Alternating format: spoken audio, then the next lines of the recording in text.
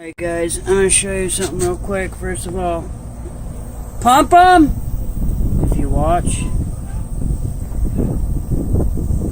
slight movement on the top and zero movement on the bottom, which means this slide's frozen, so the brakes are going to wear crooked. You'll wear it like a 20-degree angle, and you're not going to have good front brakes. Second of all, somebody did the rear brakes and bled them. But they did not, however, do the front brakes as far as the bleeding goes. So there we go. I have two tools, our weapons. First of all, when you can't bleed these and they're stuck, I like to use an impact gun.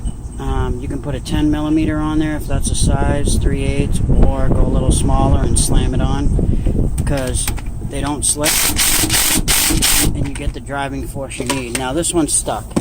I can use a small torch. This tool is going to be a $600. Well, that was when I got it, but you can put this around a spoon or a can of SpaghettiOs, plug it in, push this button, and it creates a magnetic force, kind of like the induction ovens, and it will turn your can of SpaghettiOs boiling red hot in a matter of 30 seconds or less.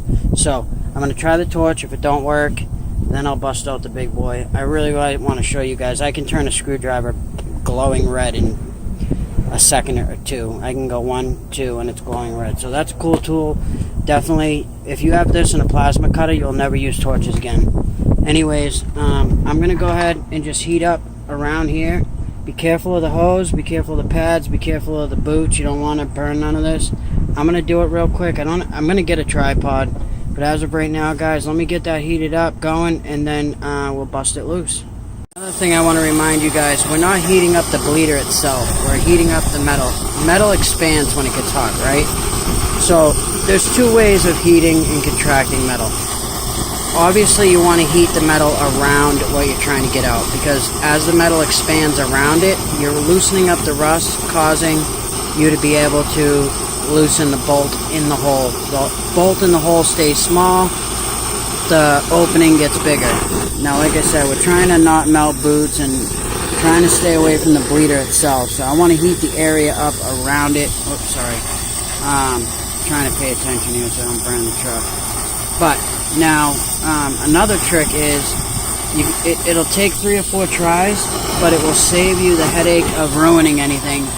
Now, even with the tool that I showed you, if you get this glowing red and then dump water on the bolt that you're trying to get out, and then heat it up, dump water just on the bolt, or take a wet rag or an ice cube and slam it on that one bolt, you will heat up, expand the metal around it, and shrink that bolt so fast, you'll actually crush the rust inside and cause it to loosen up. You can actually heat the bolt, you can heat the whole thing up red and then just cool the bolt.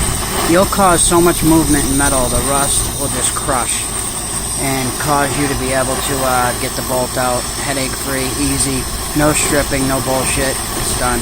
Alright guys, I'm going to try to give this a whirl. I don't want to hold the phone, the drill, the torch, but give me a minute, I'll be right back. I wanted to also give you a heads up. The bolt buster, this is torchless induction heat. It's the same as those new ovens. You put a metal pan and they get hot, and then if you put a plastic thing on the stove top, it's ice cold. Same idea, same principle. These guys are awesome. Bolt buster is one of the best ones out. Big candlestick. Now, they have different things, like different tools. These you wrap around the metal and obviously causes a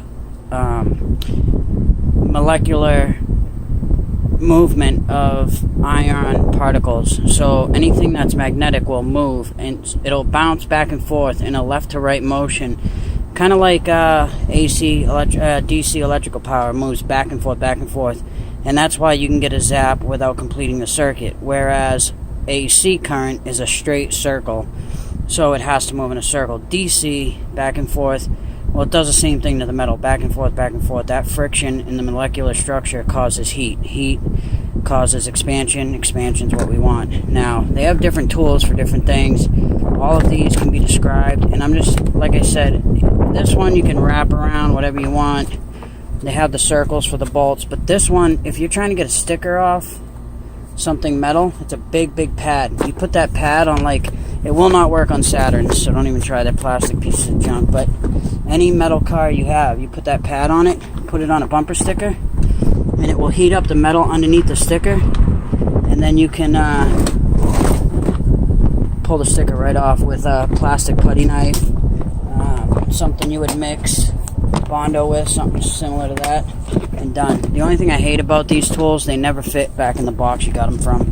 But anyways, we did an awesome job. We bled all 4 brakes. That worked out, man. We heated up 3 seconds.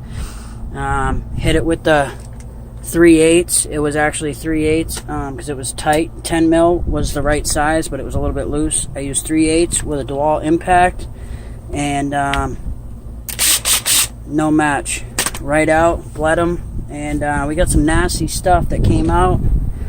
I'm going to keep going until it gets a little clearer. I'm going to clear out the hoses and stuff, and then what I'm going to do is grease the slides all the way around, and I'm also going to take these clips. I'm going to remove the clips, and I'm going to take a little grinder, and I'm going to clean the metal behind the clip, because what happens is that rust, same thing, it expands and it pushes the clips down, which, Casey, pump the brakes.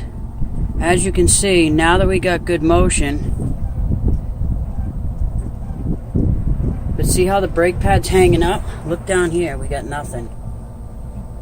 The brake pad's stuck, and it's from all that rust. So we're going to take some tools, we're going to clean all that rust and all that crud out of there. Stop hitting the horn. And we're going to clean all that stuff out. We're going to make it 100% and then put it back together. And then I'll show you on the video. This thing's going to move back and forth. Boom, boom, boom. Perfect. And it's going to be a nice, smooth motion, which will stop your pedal from feeling like a sweaty sponge. Alright guys, the torch didn't work, so we are resulting in the bolt blaster. This thing is no joke. You can hear it humming. Anyways, I don't want to be on the phone. I gotta hold all this, but this will do the trick no matter what. You just want to put it on there. Try not to touch any metal, because you'll burn the cloth, and if you burn the cloth, you'll have to get new wiring. The wiring's like $100, so get this done, and I'll be right back. Instantly success within, I wish I timed it for you guys, 5 seconds of heat. I held that trigger down, and then boom, it just blew. So that's a good thing. Now I can take the drill and just bleed it. Alright, I'm going to bleed. So pump 5 times, hold it to the floor, push it, let it go through. Don't forget to check the brake fluid every once in a while. You don't want empty brake fluid, and then you'd be starting all over.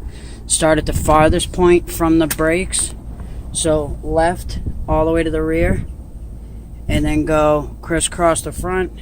Start in the back if you want one more time. Test drive it. And make sure your slides are good. I got brand new pads all the way around, but if your slides are not moving, these slides, then you're going to have the same effect. It's going to feel like you got no brakes. I'm going to get these bled, and we'll be on our way.